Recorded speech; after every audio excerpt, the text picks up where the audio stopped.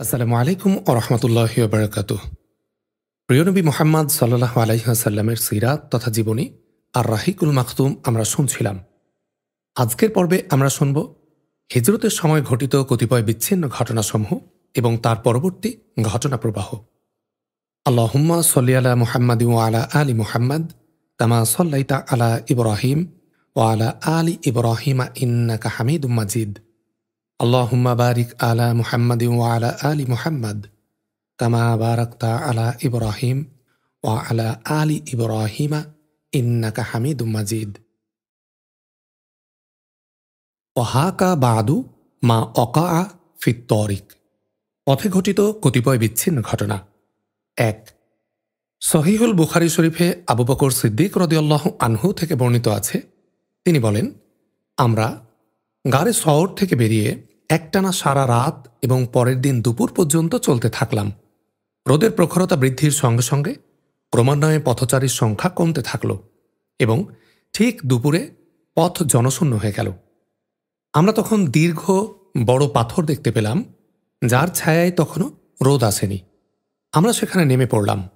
আমি নিজ হাতে রাসূলুল্লাহ সাল্লাল্লাহু আলাইহি ওয়াসাল্লামের শয়নের জন্য একটি জায়গা সমতল করে দিলাম এবং সেখানে একখানা চাদর পেতে দিয়ে বললাম, হে আল্লাহর রসুল সাল্লাল্লাহু আলাইহি ওয়াসাল্লাম, আপনি এখানে শয়ন করুন আর আমি আপনার আশপাশের সব কিছু দেখাশোনা করছি। তিনি শয়ন করলেন এবং আমি সামনে ও পেছনের খোঁজ খবর নেয়া এবং দেখাশোনার জন্য বেরিয়ে পড়লাম। হঠাৎ লক্ষ্য করলাম একজন রাখাল তার ছাগলের পাল নিয়ে পাথরের দিকে চলে আসছে।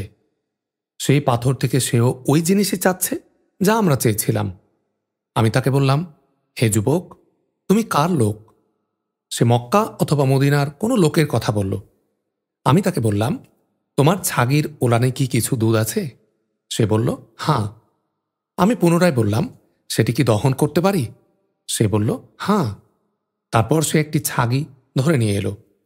আমি বললাম, মাটি, খড়কুটো এবং লোম থেকে ওলানটা পরিষ্কার করে নাও। পরিষ্কার করে নেয়ার পর একটি পেয়ালায় অল্প কিছুটা দুধ দহন করল।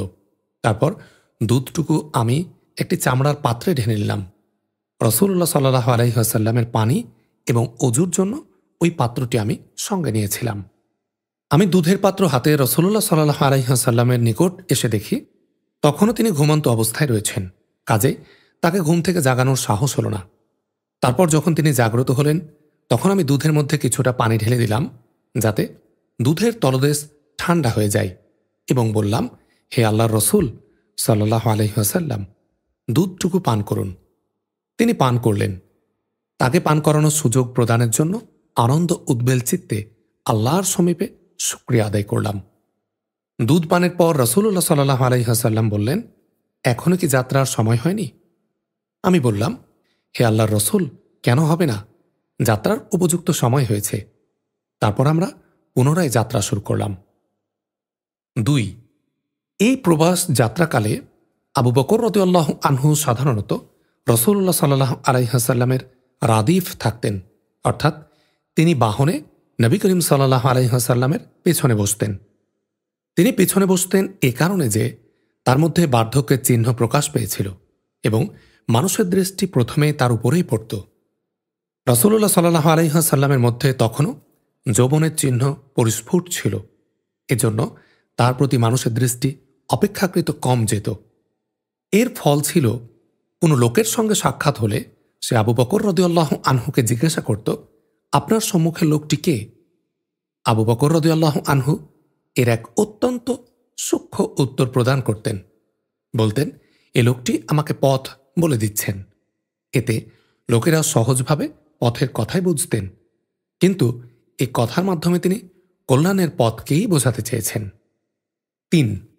এই প্রবাস যাত্রাকালে দ্বিতীয় বা তৃতীয় দিবসে রাসূলুল্লাহ সাল্লাল্লাহু আলাইহি ওয়াসাল্লাম খুজা গোত্রের উম্মু মাআবাদের তাঁবুর পাশ দিয়ে অতিক্রম করেন। তাদের বাসস্থান ছিল মক্কা থেকে ১৩০ কিলোমিটার দূরে উদাইদের মুসাল্লালে।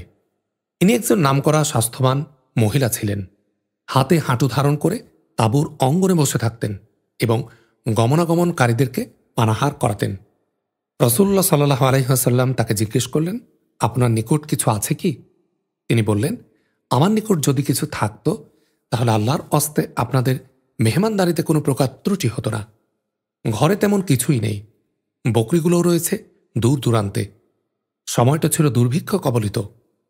রসুল সাল্লাল্লাহু আলাইহি ওয়াসাল্লাম দেখলেন তাঁবুর এক কোণে একটি বকরি রয়েছে। তিনি বললেন, হে উম্মু মাবাদ, এটা কেমন বকরি? মহিলা বললেন, ওর দুর্বলতার কারণে ওকে দলের বাইরে রাখা হয়েছে। নবী করিম সাল্লাল্লাহু আলাইহি ওয়াসাল্লাম বললেন, ওর ওলানে কি কিছু দুধ আছে? তিনি বললেন, দুধ দানের মতো তার কোনো শক্তিই নেই। নবী করিম সাল্লাল্লাহু আলাইহি ওয়াসাল্লাম বললেন, অনুমতি দিলে আমি তাকে দহন করি। মহিলা বললেন, হ্যাঁ, আমার পিতামাতা আপনার জন্য কুরবান হোক। যদি আপনি ওলানের দুধ দেখতে পান তবে অবশ্যই দহন করবেন।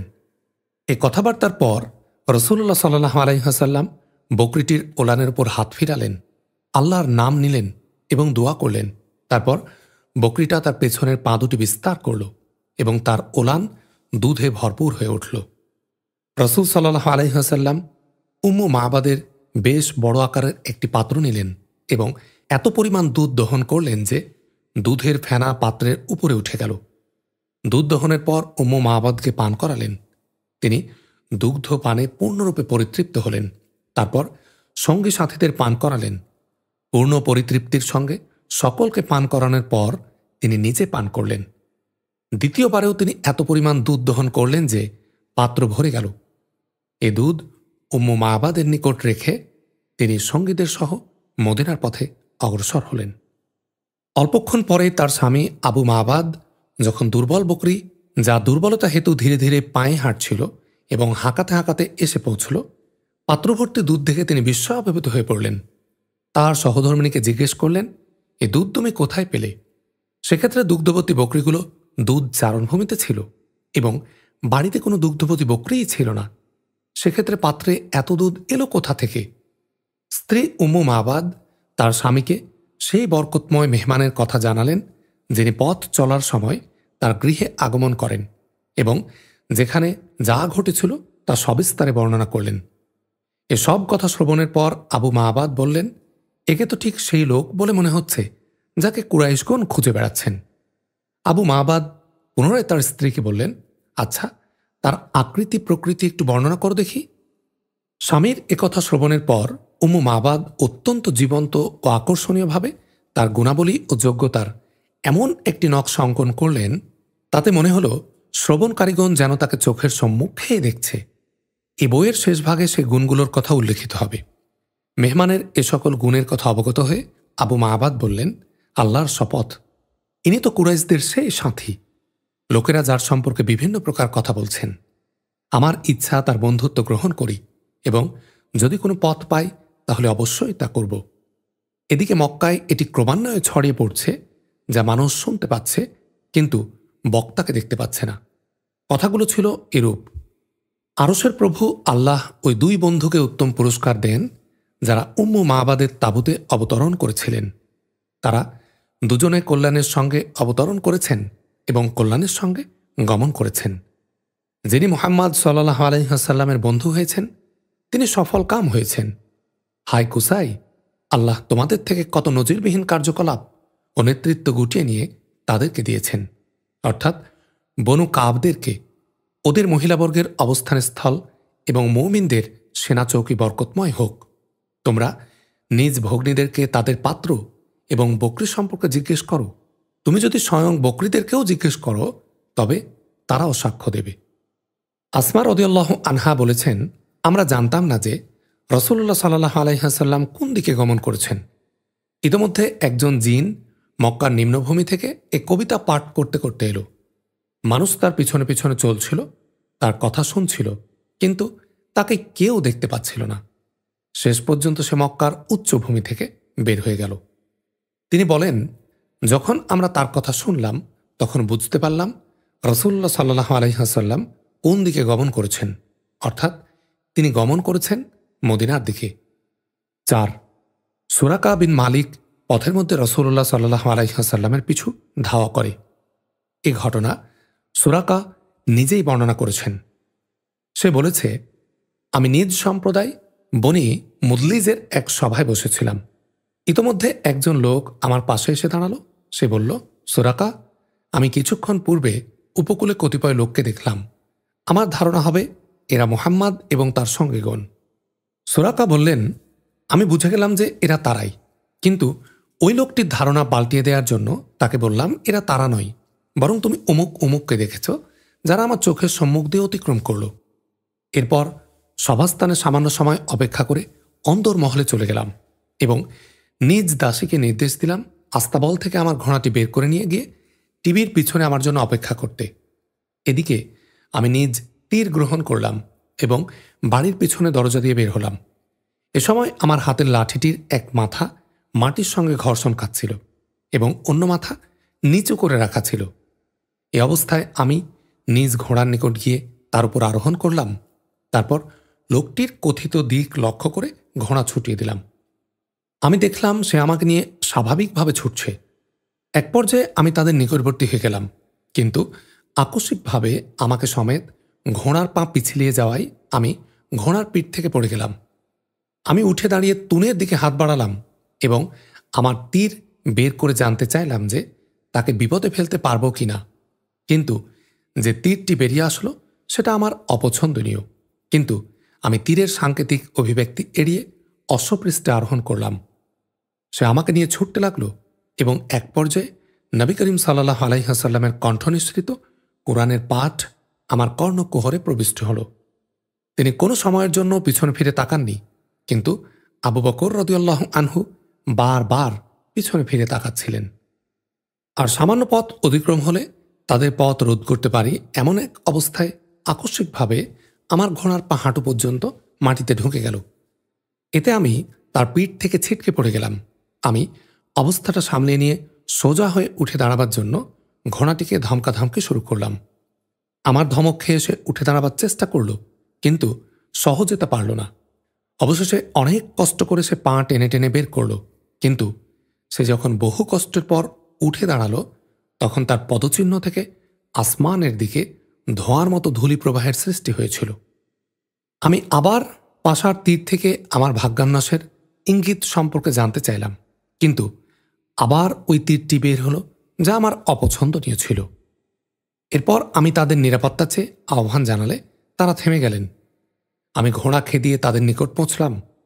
যখন আমি তাদেরকে থামিয়েছিলাম তখনই আমার মনে একথা গেঁথে গিয়েছিল যে মুহাম্মদ সাল্লাল্লাহু আলাইহি ওয়াসাল্লামই শেষ পর্যন্ত জয়ী হবেন।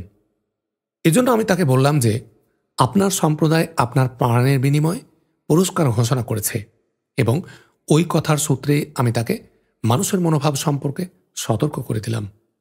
অধিকন্তু কিছু খাদ্য সামগ্রী এবং আসবাবপত্রেরও ব্যবস্থা করে দিতে চাইলাম, কিন্তু আমার কাছ থেকে কোনো কিছুই গ্রহণ করলেন না এবং আমাকে কোনো প্রশ্ন জিজ্ঞেস করলেন না। শুধু এটুকুই বললেন যে আমাদের ব্যাপারে গোপনীয়তা রক্ষা করবেন। আমি আরজ করলাম, আমাকে নিরাপত্তা পরোয়ানা লিখে দিন। তিনি আমির বিন ফুয়াইরাকে তা লিখে দেওয়ার নির্দেশ প্রদান করায় তিনি এক টুকরো চামড়ার উপর তা লিখে দিলে আমার হাতে দিলেন। তারপর নবী করিম সাল্লাল্লাহু আলাইহি ওয়াসাল্লামের দল সম্মুখপানে অগ্রসর হলেন। এ ঘটনা সম্পর্কে খোদ আবু বকর রাদিয়াল্লাহু আনহু এর এক রিওয়ায়েতে বর্ণনা রয়েছে যে আমাদের যাত্রা করার পর আমাদের স্বগোত্রীয় লোকজন অনুসন্ধান কাজে তৎপর হয়ে ওঠে, কিন্তু সুরাকা বিন মালিক বিন জুসুম ছাড়া যারা নিজ ঘোড়ায় উঠেছিল তারা কেউই আমাদের নাগাল পায়নি। আমি বললাম, হে আল্লাহর রসুল সাল্লাল্লাহু আলাইহি ওয়াসাল্লাম, আমাদের পিছনে আগমনকারীরা আমাদেরকে পেয়ে যাবে। রাসূলুল্লাহ সাল্লাল্লাহু আলাইহি ওয়াসাল্লাম বললেন, লা তাহজান ইন্নাল্লাহা মা'ানা। সূরা আত-তাওবা আয়াত নম্বর 40। চিন্তার কোনো কারণ নেই, আল্লাহ তাআলা আমাদের সঙ্গেই আছেন।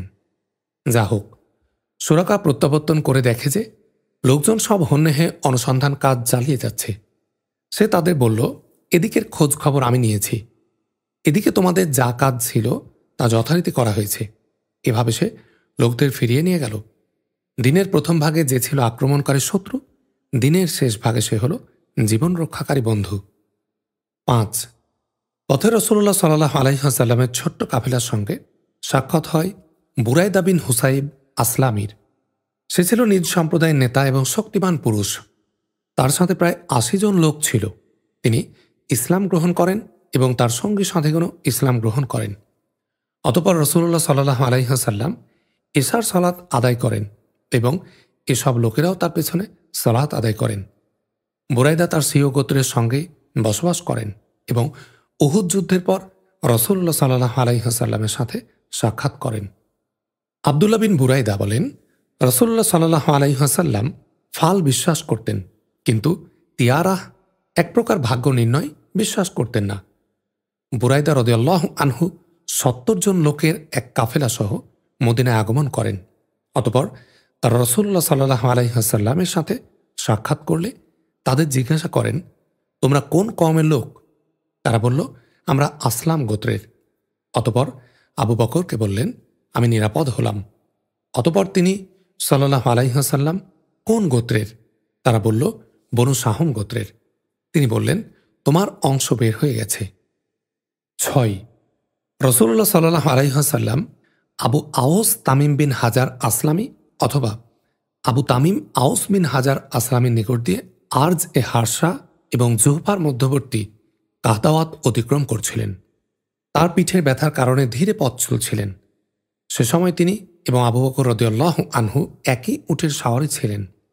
আওস লোকজন তাকে সাওয়ার জন্য একটা উট প্রদান করলেন এবং তাদের সাথে মাসউদ নামক এক কৃতদাসকে সঙ্গে দিয়ে দিলেন। কৃতদাসকে বলে দিলেন যে তাদের সাথে সাথে পথ চলবে, কখনোই তাদের থেকে পৃথক হবে না। ফলে সে তাদের সাথে সাথে চলতে থাকলেন। শেষ পর্যন্ত তারা মদিনায় পৌঁছে গেলেন। অতঃপর রাসূলুল্লাহ সাল্লাল্লাহু আলাইহি ওয়াসাল্লাম মাসউদকে তার মনিবের নিকট ফেরত পাঠালেন আর তাকে এ নির্দেশ দিলেন যে সে যেন আওস গোত্রের লোকদের বলে যে তারা যেন তাদের এ উটের গর্দানে গাধার ন্যায় দুটো আংটা পরিয়ে দেয় এবং উভয়ের মাঝে দূরত্ব রাখে। এটাই তাদের চিহ্ন। মুশরিকরা উহুদ প্রান্তরে উপস্থিত হলে আওস তার কৃতদাস মাসউদ বিন হুনাইদাকে আরজ হতে রাসূলুল্লাহ সাল্লাল্লাহু আলাইহি ওয়াসাল্লামের দরবারে গিয়ে মুশরিকদের বিষয়ে খবর দেওয়ার জন্য প্রেরণ করলেন। এই ঘটনাকে ইবনু মাকুল তবারি থেকে বর্ণনা করেছেন। তিনি রাসূলুল্লাহ সাল্লাল্লাহু আলাইহি ওয়াসাল্লামের মদিনায় আগমনের পর ইসলাম গ্রহণ করেন এবং তিনি আরজে বসবাস করতেন। ৭ পথ চলার পরবর্তী পর্যায়ে রাসূলুল্লাহ সাল্লাল্লাহু আলাইহি ওয়াসাল্লামের সঙ্গে বাতনে রিমে জুবাইর বিন আওয়ামের সাক্ষাৎ হয়। মুসলিমগণের একটি বাণিজ্য কাফেলার সঙ্গে তিনি সিরিয়া থেকে প্রত্যাবর্তন করছিলেন। জুবাইর রাসূলুল্লাহ সাল্লাল্লাহু আলাইহি ওয়াসাল্লাম ও আবু বকর রাদিয়াল্লাহু আনহুকে সাদা কাপড় প্রদান করেন। আর নুজুল বি কুবা, কুবাতে আগমন। ৮ই রবিউল আওয়াল ১১ই নবাবী সন অর্থাৎ প্রথম হিজরি সন মোতাবেক ২৩ সেপ্টেম্বর ৬২২ খ্রিস্টাব্দে রাসূলুল্লাহ সাল্লাল্লাহু আলাইহি ওয়াসাল্লাম কুবাতে আগমন করেন। উরওয়া বিন জুবাইরের বর্ণনায় রয়েছে যে মদিনাবাসী মুসলিমগণ মক্কা থেকে রাসূলুল্লাহ সাল্লাল্লাহু আলাইহি ওয়াসাল্লামের রওনা হওয়ার সংবাদ শুনেছিলেন। এজন্য তারা প্রত্যেক দিন সকালে বের হয়ে হার্রার নিকট গমন করতেন এবং তার পথ চেয়ে থাকতেন। দুপুরে রোদ যখন অত্যন্ত প্রখর হয়ে উঠত তখন তারা গৃহে ফিরতেন। এক দিবসে দীর্ঘক্ষণ অপেক্ষার পর মুসলিমগণ যখন গৃহে ফিরে এলেন তখন একজন ইহুদি তার নিজের কোনো একটা কাজে টিভির উপর উঠলে সে রাসূলুল্লাহ সাল্লাল্লাহু আলাইহি ওয়াসাল্লামকে এবং তার সঙ্গীদের দেখতে পায়। তারা সাদা কাপড়ে আবৃত অবস্থায় আসছিলেন। তখন তাদের পোশাক হতে যে চাঁদের কিরণ বিচ্ছুরিত হচ্ছিল। এই অবস্থা দেখে সে আত্মহারা হয়ে উচ্চ কণ্ঠে বলে, ওগো আরবের লোকেরা, তোমাদের ভাগ্য সুপ্রসন্ন হয়েছে। তোমাদের বহু আকাঙ্ক্ষিত অতিথি ওই যে এসে গেছেন। একথা শোনামাত্রই মুসলিমগণ অস্ত্রাগারে দৌড় দিলেন এবং অস্ত্রসজ্জায় সজ্জিত হয়ে আল্লাহ রসুল সাল্লাল্লাহু আলাইহি ওয়াসাল্লামকে স্বাগত জানানোর জন্য সমবেত হলেন। ইবনুল কাইয়িম বলেছেন, এর মধ্যে বনু আমর বিন আউফ গোত্রের যারা কুবার বাসিন্দা তাদের লোকজনের শোরগোল উঁচু হয়ে উঠল এবং তাকবীর ধ্বনি শোনা গেল। মুসলিমগণ নবী করিম সাল্লাল্লাহু আলাইহি ওয়াসাল্লামের আগমনে তাকে খোশ আমদেদ জানানোর উদ্দেশ্যে হর্ষোৎফুল্ল কণ্ঠে তাকবীর ধ্বনি দিতে সমবেত হতে থাকল। তিনি তাদের মাঝে এসে উপস্থিত হলে সকলে সম্মিলিতভাবে তাকে মোবারকবাদ জ্ঞাপন করল এবং চতুর্দিক থেকে পরিবেষ্টন করে দাঁড়ালেন। এ সময় রাসূলুল্লাহ সাল্লাল্লাহু আলাইহি ওয়াসাল্লাম শান্তির আবরণে আচ্ছাদিত ছিলেন এবং আল্লাহর বাণী অবতীর্ণ হচ্ছিল। ফাইন্নাল্লাহা হুয়া মাওলাহু ওয়া জিবরিলু ওয়া সালিহুল মুমিনিনা ওয়াল মালাইকাতু বা'দা যালিকা জাহিরুন। তবে জেনে রেখো, আল্লাহ তার মালিক, মনিব বা রক্ষক, আর এছাড়া জিবরিল, নেককার মুমিনগণ আর ফেরেশতাগণও তার সাহায্যকারী। সূরা তাহরিম আয়াত 4। উরওয়া বিন জুবাইর রাদিয়াল্লাহু আনহু এর বর্ণনা রয়েছে যে লোকজনের সঙ্গে মিলিত হবার পর রাসূলুল্লাহ সাল্লাল্লাহু আলাইহি ওয়াসাল্লাম তাদের সঙ্গে নিয়ে ডান দিকে ফিরলেন এবং আমর বিন আওফ গোত্রে গমন করলেন। সে সময়টা ছিল রবিউল আওয়াল মাসের সোমবার। অতঃপর আবু বকর রাদিয়াল্লাহু আনহু লোকেদের সাথে কথাবার্তা বলার জন্য দাঁড়ালেন, আর রাসূল সাল্লাল্লাহু আলাইহি ওয়াসাল্লাম চুপ করে বসে থাকলেন। সে সকল আনসার রাসূলুল্লাহ সাল্লাল্লাহু আলাইহি ওয়াসাল্লাম এখন পর্যন্ত দেখেনি, তারা একের পর এক আসতে থাকলেন, তাকে স্বাগতম জানালেন। অন্য বর্ণনায় রয়েছে আবু বকর রাদিয়াল্লাহু আনহু আগমন করলেন।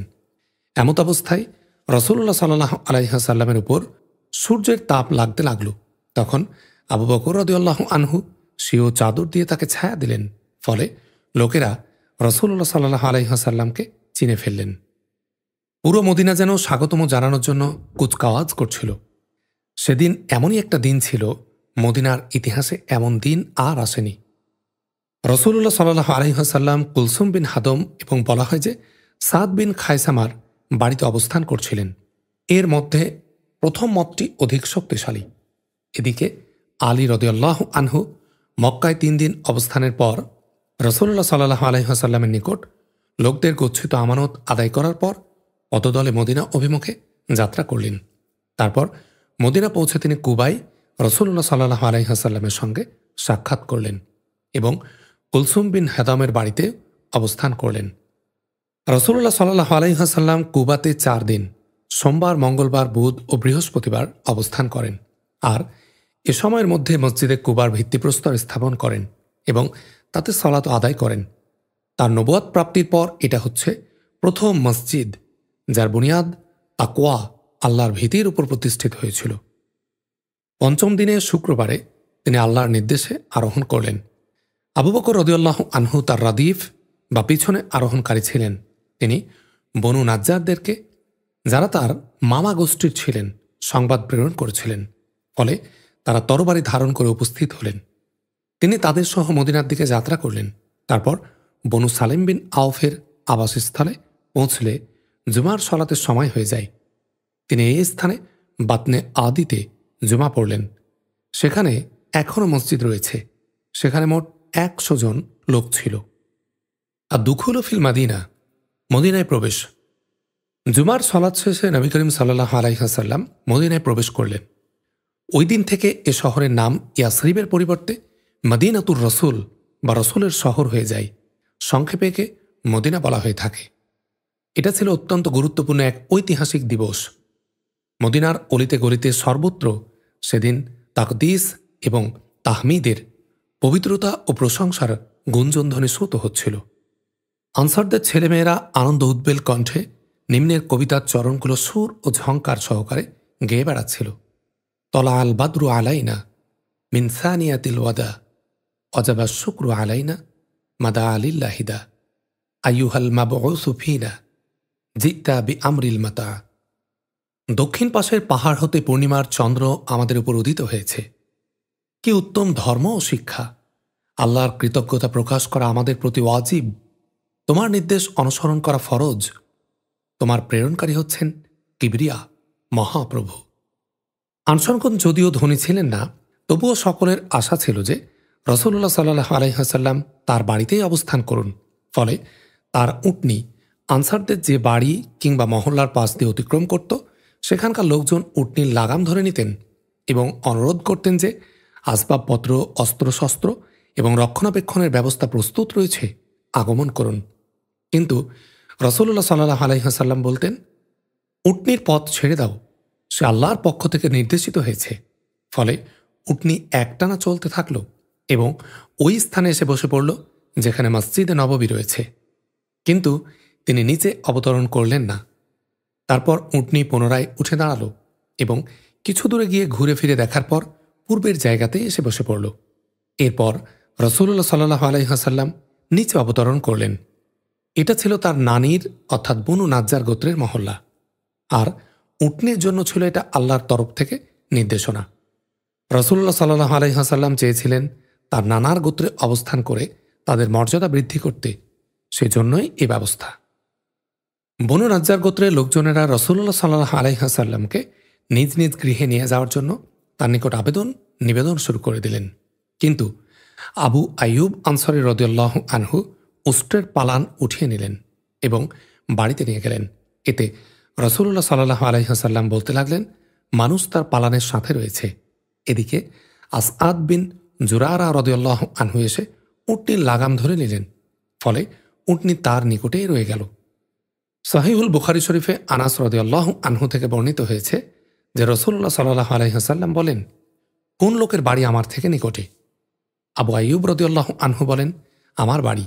হে আল্লাহর রাসূল সাল্লাল্লাহু আলাইহি ওয়াসাল্লাম, এটা আমার বাড়ি আর এটা আমার দরজা।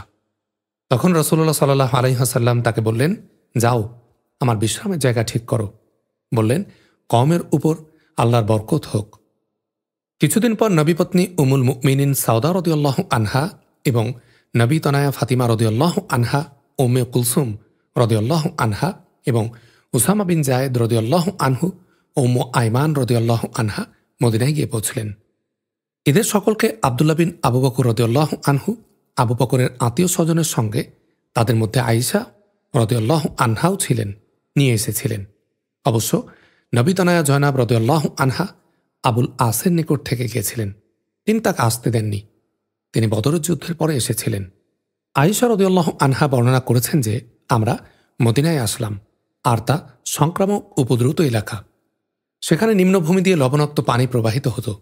তিনি আরও বলেন, রাসূলুল্লাহ সাল্লাল্লাহু আলাইহি ওয়াসাল্লামের মদিনায় পৌঁছার পর আবু বকর রাদিয়াল্লাহু আনহু ও বিলাল রাদিয়াল্লাহু আনহু জ্বরে আক্রান্ত হন। আমি তাদের খেদমতে উপস্থিত হয়ে জিজ্ঞাসা করলাম, আব্বাজান, আপনি কেমন আছেন? তারপরে বিলালকে লক্ষ্য করে বললাম, আপনি কেমন আছেন? তিনি অর্থাৎ আয়েশা রাদিয়াল্লাহু আনহা বলেছেন, যখন আবু বকর রাদিয়াল্লাহু আনহুয়ের জ্বর আসত, তখন তিনি এক কবিতা পাঠ করতেন। প্রতিটি মানুষকে তার আত্মীয়ের মাঝে সুপ্রভাত বলা হয়ে থাকে, অথচ মৃত্যু তার জুতার ফিতার চেয়েও নিকটবর্তী।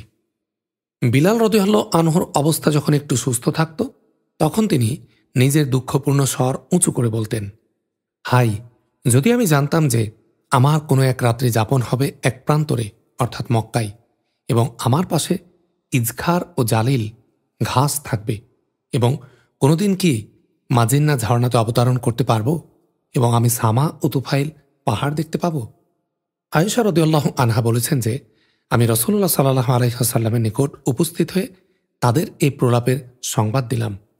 তখন তিনি বললেন, আল্লাহুম্মা হাব্বিব ইলাইনাল মাদিনাতা কা হুব্বিনা মাক্কাতা আও আসাদ্দ অসহিহা অবারিক ফি সোয়াহা অমুদ্দিহা অনকুল হামাহা ফাজআলহা বিল জুহফা। হে আল্লাহ, আমাদের নিকট মদিনাকে এমন প্রিয় করে দাও যেমন মক্কা প্রিয় ছিল, এবং তার চেয়ে অনেক বেশি। মদিনার মাঠ ঘাট ও আবহাওয়া স্বাস্থ্যের উপযোগী করে দাও, এবং তার সা ও মুদ্দে শস্য মাপার পাত্র বিশেষ বরকত দাও, আর অসুখ প্রত্যাবর্তন করে জুহফাতে পৌঁছা দাও। আল্লাহ তার দুয়া শুনলেন এবং অবস্থার পরিবর্তন ঘটল। এখান পর্যন্ত নবুয়তের পর পবিত্র জীবনের এক প্রকার এবং ইসলামী দাওয়াতের অন্য যুগ অর্থাৎ মক্কি জীবনের পরিসমাপ্তি ঘটল। আমরা এখন তার মাদানী জীবন সম্পর্কে সংক্ষেপে আলোচনা করব। আল্লাহ তাআলা তৌফিক দাতা। আলহামদুলিল্লাহি রাব্বিল আলামিন। হিজরতের মাধ্যমে নবী করিম সাল্লাল্লাহু আলাইহি ওয়াসাল্লামের মক্কি জীবনের পরিসমাপ্তি ঘটে, যা আমরা এই পর্বে শুনলাম। আগামী পর্ব থেকে নবী করিম সাল্লাল্লাহু আলাইহি ওয়াসাল্লামের মাদানী জীবন শুরু হবে। আগামী পর্ব শোনার আহ্বান জানিয়ে আজ এখানেই শেষ করছি। আসসালামু আলাইকুম ওয়া রাহমাতুল্লাহ।